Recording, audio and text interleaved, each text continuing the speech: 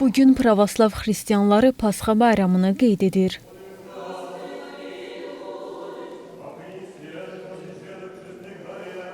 Pasxa İsa Məsihin çarmıxa çəkilməsindən 3 gün sonra dirilməsi münasibətilə qeyd olunan xristian bayramıdır. Bayram müqəddəs şənbə günündən bazar gününə keçən gecədən başlanılır. İlk dəfə olaraq kilsənin ətrafına 3 dəfə dövrə vurulur, yəni xaç yürüyüşü edilir.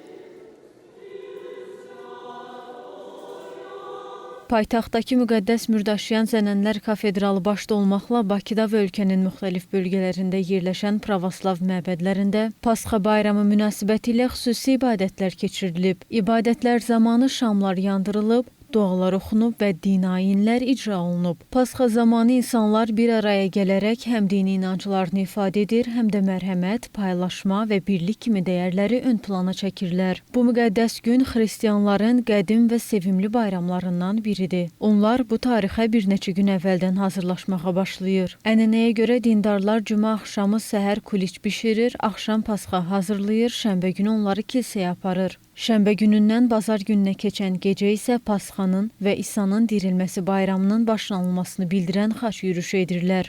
Biz hər il Pasxa bayramına gəlirik, qeyd eləyirik, şamları qoyuruq. Svetlayə Pasxa. Bugün işıqlı, böyük və sevinç dolu gündür. Müqəddəs Pasxadır. Kafedral kilsəsində bu bayram çox yüksək səviyyədə keçirildi. Görürsünüz, nə qədər çox ibadətçi var.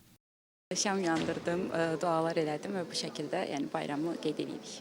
Qeyd edək ki, Pasxa 40 günlük oruc və ibadət müddəti olan böyük pəhrizdən əvvəlki İsa'nın ehtirasının kulminasiyasıdır. Pasxa tarixi günəş, ay dövrəsi əsasında hesablanır. Ay, ili 30 və 29 gündən ibarət olan ayların periodik şəkildə bir-birini əvəz etməsi nəticəsində yaranır. Hər bir günəş ilində ayı kilsə hesablamasına əsaslanan yeni ayın doğması ilə başlayır və 29 gün davam edir. Nuray Qədirli, Vüsal Bayramov, APA TV.